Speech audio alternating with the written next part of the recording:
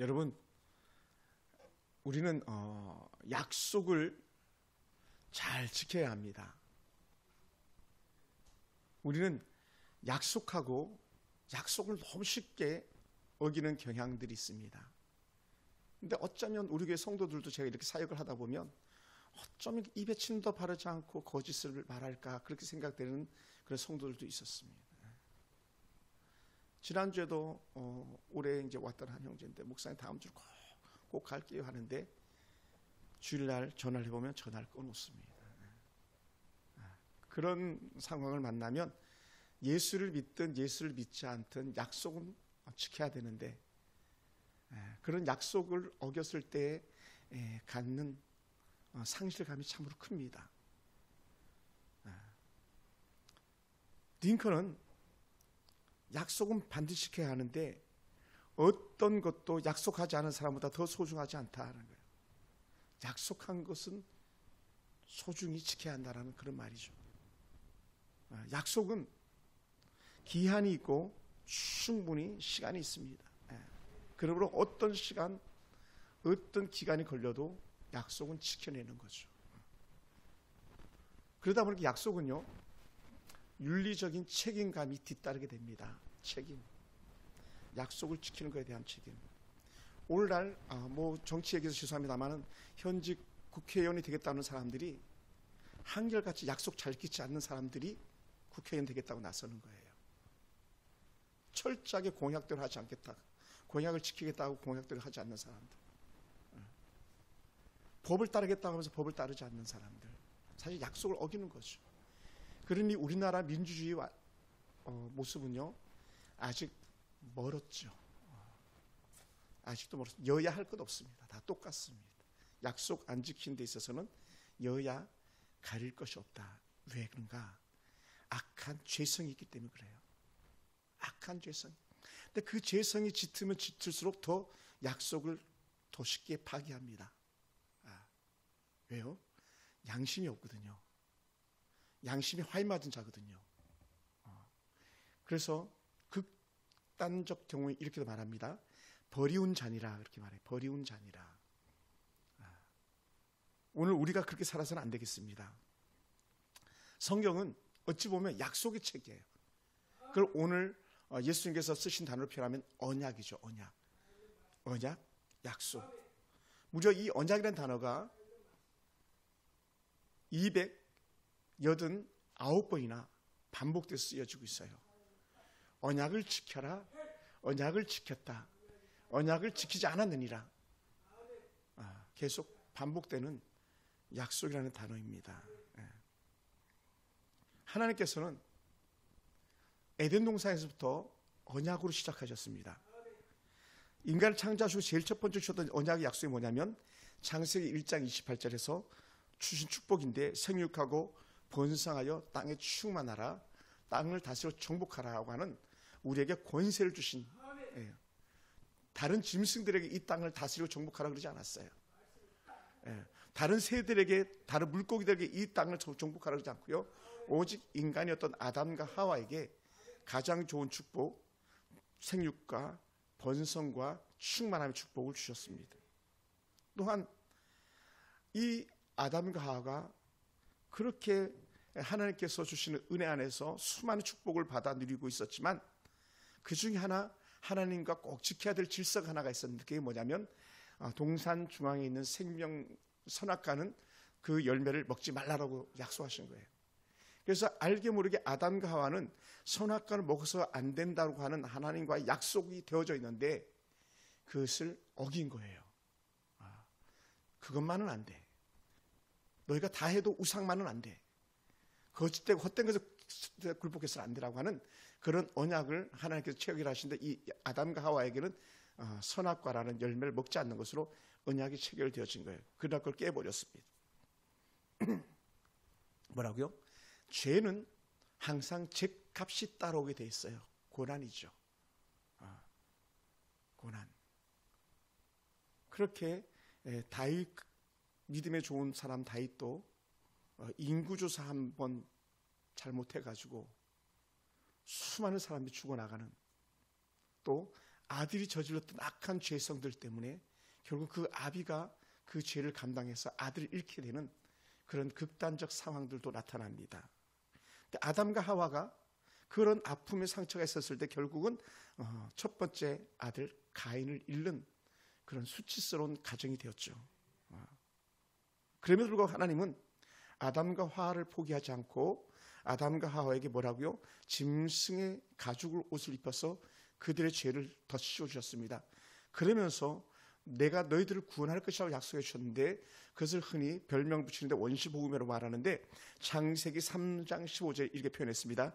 내가 너로 여자와 원수가 되게 하고 내 후손도 여자의 후손과 원수가 되게 하리니 여자의 후손은 내 머리를 상하게 할 것이고 너는 그의 발꿈치를 상하게 할 것이라고 하는 이 땅의 메시아 도래에 대한 첫 번째 언약이 바로 창세기 3장 15절의 말씀이었던 것이죠. 또한 노아도 하나님께서 약속을 해주셨습니다.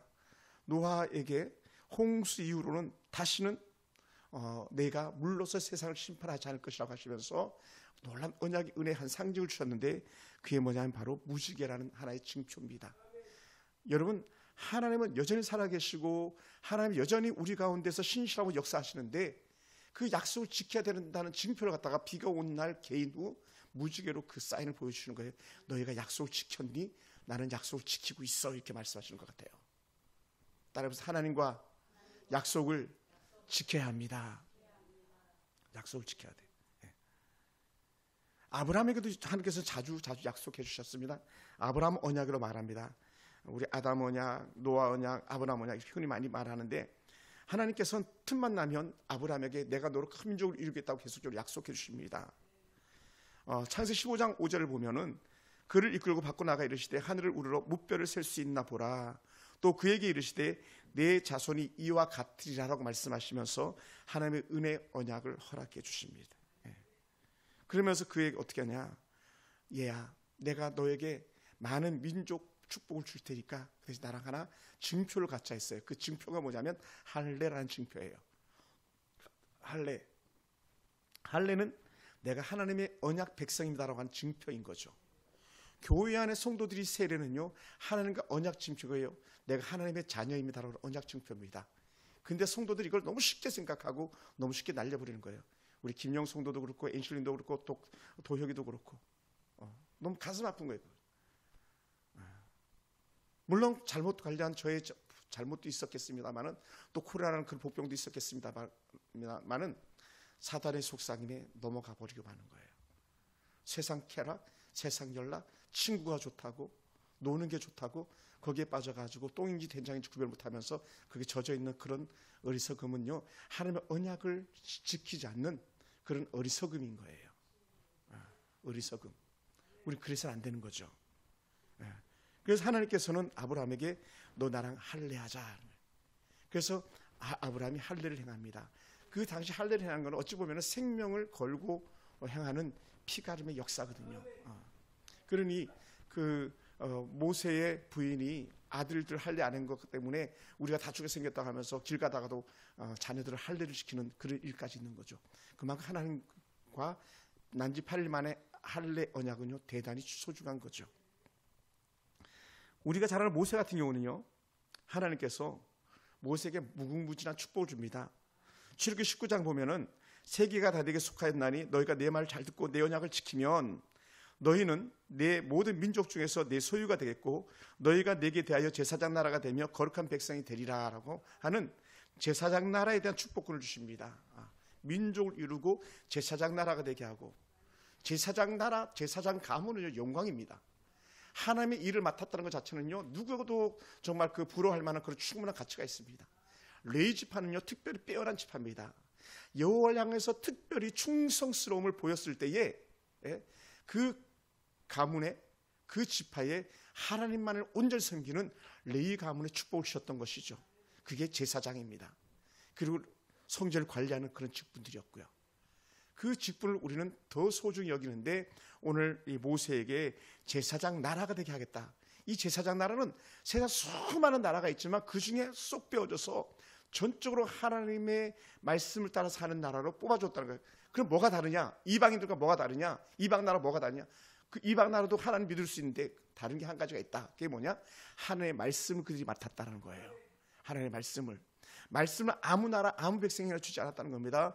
모세의 율법을 하나님은 이스라엘 나라에게 준 것이, 선민에게 준 것이지 아무에게 주지 않았다. 그래서 유대인이 특별히 탁월하게 자랑스러워하는 게 뭐냐? 우리는 선민이다. 그게 뭐냐? 말씀을 맡았다. 창세기, 출애굽기, 레위기, 민수기, 신명기, 모세 오경을 그렇게 자부심을 가지고 그렇게 그들이 여기는 이유라는 것이죠.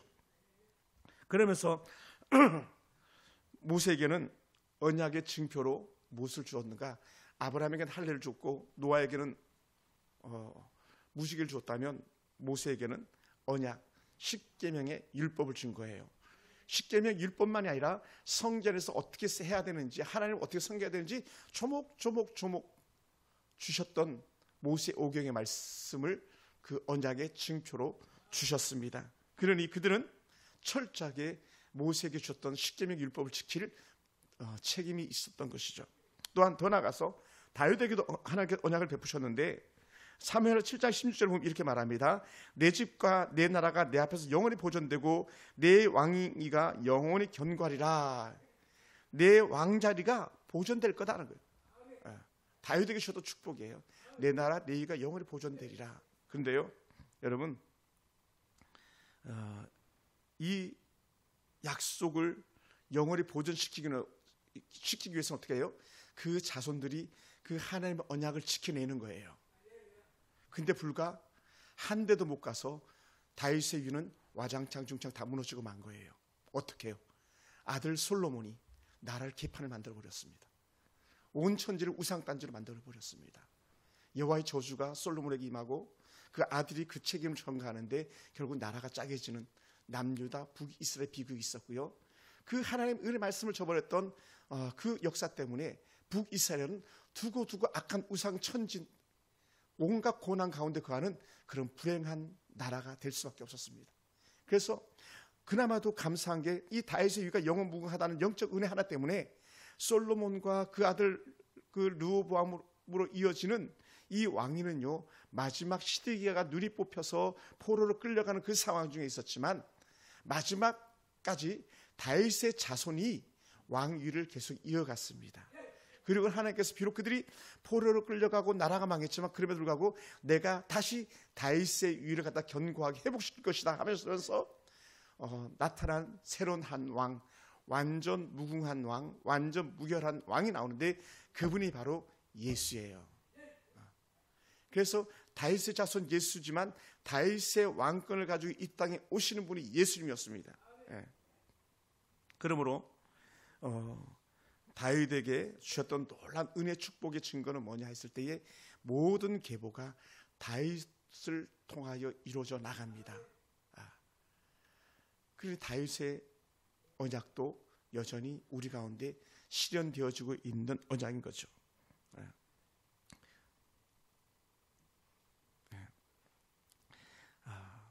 그래서 이 다윗의 자손으로 그리스도가 와서 그 왕위를 지켜나가실 거라는 거예요. 할렐루야. 할렐루야. 그리고 이제 언약이란 단어에 앞에 한 글자가 더 보태집니다. 그게 뭐냐면 새 언약이에요. 이전의 언약과 차원이 다른 새로운 언약이 예수님에게서 주어집니다. 그래서 예수 그리스도께서 새 언약을 우리 가운데 허락하시는 거예요. 그래서 오늘 예수께서 이 언약의 그 유월절 만찬을 먹으면서 하시는 표현이 뭐냐면 야, 내 잔을 받아 마시라. 언약의 피다. 약속의 피다라고 하는 이런 언약이라는 단어를 상기시킵니다. 그래서 이 예수님께 주시는 은혜의 말씀의 것들이 새 언약으로 나오는데 그게 뭐냐? 바로 25절 이하에 보면 진실로 너희에게 이르노니 내가 포도나무에서 난 것을 하나님 나라에서 새 것으로 마시는 날까지 다시 마시지 않을 것이다 라는 거예요. 이 땅에서 두 번 다시는 오늘 같이 예수님께서 포도주를 마시지 않는다, 떡을 먹지 않는다라는 거예요. 왜? 여러분 예수님 이때 뭐 특별한 거 아직 안 일어났잖아요. 뭐 내가 나를 팔리라 하지만 뭐 누구도 사실은 관심 두지 않았잖아요. 다른 복음서들이나 역사서들을 이렇게 보면 여전히 그렇게 말합니다. 요렇게 말을 해도 제자들은 예수님의 뜻을 알아듣지 못했다고 말한대요. 그럼 뭐냐? 이런 상황, 내 언약의 피를 마시고 있다고 말씀함에도 불구하고 그들은 큰 자냐 작은 자냐 다툴 만큼 그렇게 나는 알지 하면서 또 책임 회피 이런 것으로 점철되어 있는 육신의 모습을 여전히 가지고 있었다는 것이죠. 그런 면에서 우리는 보다 더 깊은 은혜를 경험할 수 있게 되기 원합니다. 여러분, 율법의 행함으로 지켜지는 언약이 바로 다윗의 언약까지예요. 구약의 언약은 율법을 준수하는 거예요. 법을 준수, 할례를 행하는 것, 하늘의 무지개 사인을 보는 것, 다 언약의 상징인데 율법을 따라가는 언약의 상징들이었던 것이죠. 모든 제사 제도, 하나님의 언약을 따라가는 상징적 제도였었습니다. 그러나 예수님께서 하시는 오늘 이 최후의 만찬을 통한 새 언약은 과거에 집중되었던 이전의 언약이었다면 지금 미래에 대한 언약이라는 것이죠. 과거에는 예수님께서 오실 거야 생각하면서 또한 그들이 예전에 언제입니까? 바로 6월절 날 행했던 그 6월절 날의 그 은혜를 기억하면서 치렀던 6월절 성만찬이었다면 지금부터는 새로운 여호와의 영원한 나라, 더 킹돔, 아버지 하나님 나라를 기억하면서 지켜내는 그런 6월절 성만찬이 된다는 거예요. 할렐루야. 큰 차이가 있는 거예요. 과거의 역사를 기억하는 것이 아니라 내일의 미래를 기억하고 기대하는 그런 만찬이 우리가 행하는 만찬인 것이죠. 그래서 우리는 지금까지 지내왔던 과거의 얽매인 삶이 아니라 오늘부터 새로운 삶, 새로운 역사를 써가는 그런 은혜의 삶 되기 원합니다. 할렐루야. 그래서 두 번 다시는 우리가 험하고 허탄한데 굴복치 아니하고 주께 돌아온 은혜가 있게 되기 원합니다. 그래서 하나님께서는 우리가 연약한 걸 알고 우리가 할례를 행했지만 여전히 헛되고 허망한데 굴복하는 줄 알고 우리에게 주셨던 은혜가 뭐냐? 그래서 우리에게는 제사라는 제도, 예배라는 제도를 갖다 우리한테 허락해 주셨습니다. 또 그것도 부족하여서 이제는 전에는 주님이 오셨지만 오시다 다시 가셨지만 그것도 부족해가지고 예수님께서 주셨던 은혜 약속들이 뭡니까? 내가 너에게 보혜사 성령을 보내주겠다 그랬어요. 보혜사 성령 하나님께서 우리 가운데 계시는 거예요. 그것이 최후의 만찬을 통해서 계속적으로 드러나는 은혜 메시지가 되어지는 거예요. 그래서 우리가 성찬을 할 때마다 우리는 늘 기억해야 되는 게 뭐냐? 우리 가운데 임하신 성령 하나님을 기억해 나가는 거예요. 또 우리가 우리를 위해서 예배해 주신 주의 나라를 우리가 기억하면서 성만찬을 행하는 거예요. 할렐루야. 할렐루야. 그래서 우리는 만찬하면서 이 피가 예수의 피, 이 떡이 예수의 살과 살 하면서 먹지만 그러나 그것을 먹으면서 우리 주님의 죽음에 동참하는 은혜와 아울러서 우리가 주님과 함께하는 그 영적인 기쁨, 성령의 충만한 기쁨을 누리는 그런 일인 줄 믿습니다. 그래서 우리 각 사람 가운데 이 성만찬을 통해서 주시는 은혜들이 각기 약간 다름이 있습니다. 제가 그걸 잠깐 소개해 보겠습니다. 예수님이 주시는 만찬에는 특별한 은혜가 있는데 어떤 것이냐 볼 때 제가 두 가지를 이렇게 먼저 찾아봅니다. 하나는 축복이 있고 하나는 감사가 있습니다. 떡을 가지고 축복하시고 잔을 가지고 감사하셨습니다. 우리는 모든 의식 속에 축복과 감사가 함께 따라가고 있음을 볼 수 있습니다. 예수님의 죽으심은 우리에게 축복이 되고 예수님의 죽으심은 우리에게 감사가 되는 거예요. 할렐루야. 그래서 오늘 우리에게 그렇게 말씀하시는 것이요. 또 잔을 가사 감사하기도 하시고 또 그 위에서 떡을 축복하시고 떡을 떼어 제자들에게 주시고 이렇게 나오는 거예요. 따라해 봅시다. 만찬은 언제든지 축복과 감사가 동반된다. 아멘. 축복과 감사가 따라오는 거예요. 그래서 모든 예배를 통해서 또 모든 삶의 현장에서 우리는 두 가지를 뗄 수가 없는 거예요. 일할 수 있는 것도 하나의 축복이고 먹을 수 있는 것도 하나의 축복이고 때로는 죽음조차도 하나의 축복이고 또 모든 것이 감사고 할렐루야. 그 감사의 감사가 날마다 더해가는 거죠. 두 번째는 떡과 잔 속에서 우리는 주신 은혜가 있는데 그것은 우리 예수께서 직접 말씀하셨던 것처럼 예수님의 몸과 예수님의 피, 예수님의 물을 상징한다고 말씀했습니다. 천주교에서는 이 성찬 예식을 특별히 더 우리와 다르게 여기고 있는데 그게 뭐냐? 천주교에서는요, 성도들이 잔을 이렇게 받고 떡을 이렇게 손에 들어서 이렇게 집으로 찾습니다.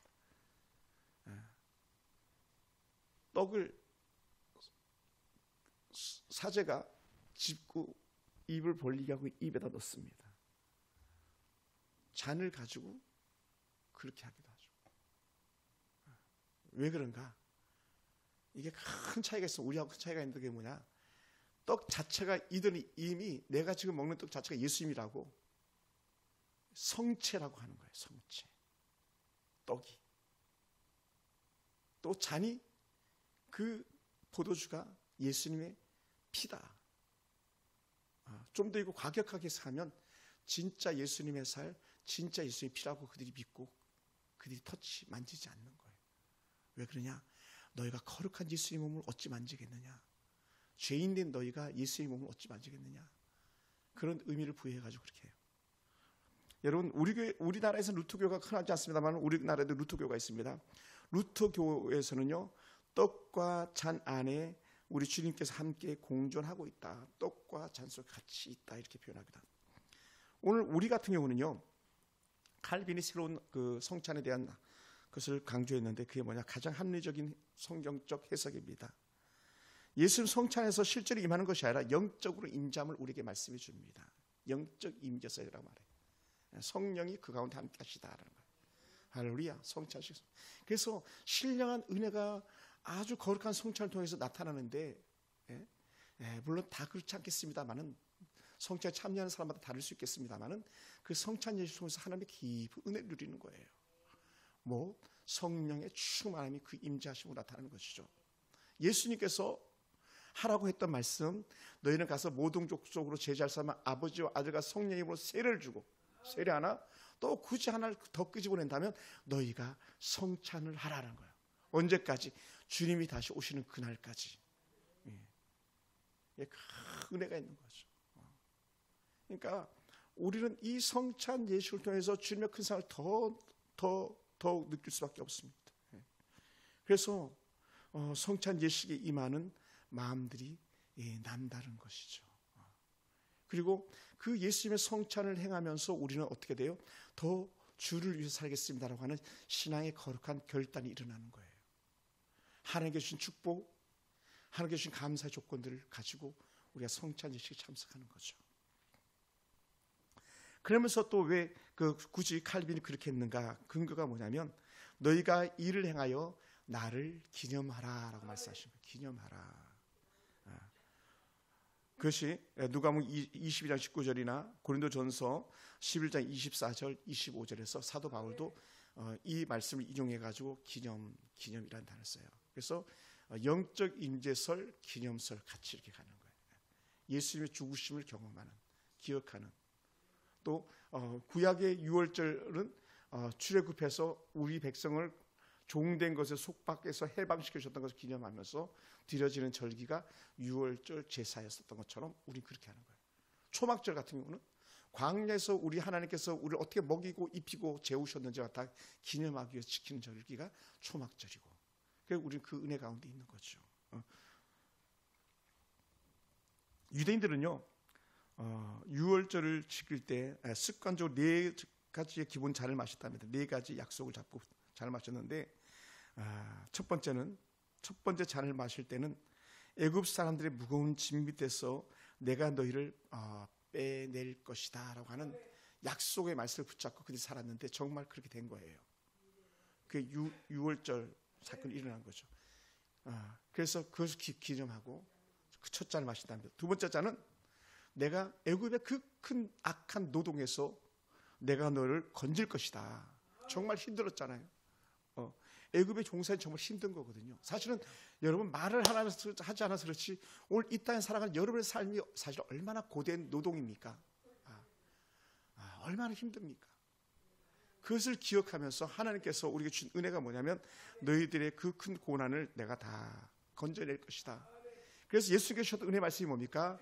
수고하고 무거운 짐진 자들아 다 내게로 오라. 내가 너희를 쉬게 할 것이다. 애굽의 그 큰 고통에서 그들 빼내서 쉼을 허락하셨던 주님께서 오늘 여러분의 영혼이나 여러분의 삶의 아름다운 은혜 쉼이 이루어지기를 주로 축원합니다. 그것이 두 번째 잔이었어요. 세 번째 잔은 주의 크신 편팔과 큰 심판으로 너희를 속량 구원해낼 것이다라는 거예요. 이 세 번째 잔. 근데 오늘 예수님께서 주시는 은혜 잔은 이 6월절에 마시는 세 번째 잔에 대해 해당하는 그런 말씀이라는 거예요. 내가 너희를 속량한다. 내가 마실 이 피로 말미암아 너희가 다시 살아나게 될 것이다 하는 그런 약속의 말씀을 주시는 이 잔이었다는 것이죠. 그리고 마지막 네 번째는 모세와 그 백성들이 주었던, 그 민족이 주었던 약속의 말씀, 너희를 내 백성으로 삼고 나는 너희의 하나님이 될 것이다. 오늘 우리 6월절 통해서, 또 우리 이 고난주간을 통해서, 또 다음 주 이제 성만찬 하겠습니다만 그 만찬을 통해서 우리는 내가 하나님 나라 거룩한 백성이다, 하나님 나라 거룩한 제사장으로 부름을 받았다, 이 영적인 확신을 갖는 거예요. 그래서 예수님께서 당하신 그 큰 고난이, 사실 그런 고난이 우리에게는 없습니다. 주님이 주셨으니까. 그러나 그럼에도 불구하고 살아가면서 많은 환난과 고통이 찾아오고 악한 죄악이 우리를 감쌌을 때, 주님 내가 돌이킵니다, 내가 주께로 나아갑니다, 나를 용서해 주시옵소서, 이 사죄의 은총이 우리 가운데 임하는 줄 믿습니다. 할렐루야. 그것이 위로가 되는 거예요. 여러분, 율법의 범함에 대한 죄책, 또한 율법에 대한 징계가 있겠지만, 그러나 그 가운데서도 우리가 하나님께 주신 은혜 가운데서 자유다. 언제? 돌이킴에 대한 은혜를 주실 때예요. 할렐루야.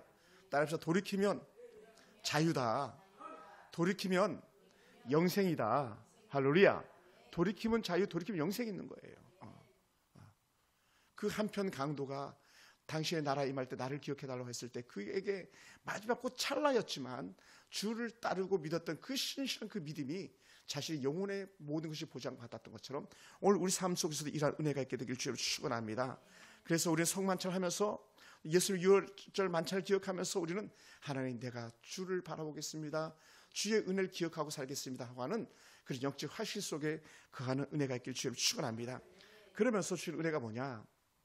명령이에요.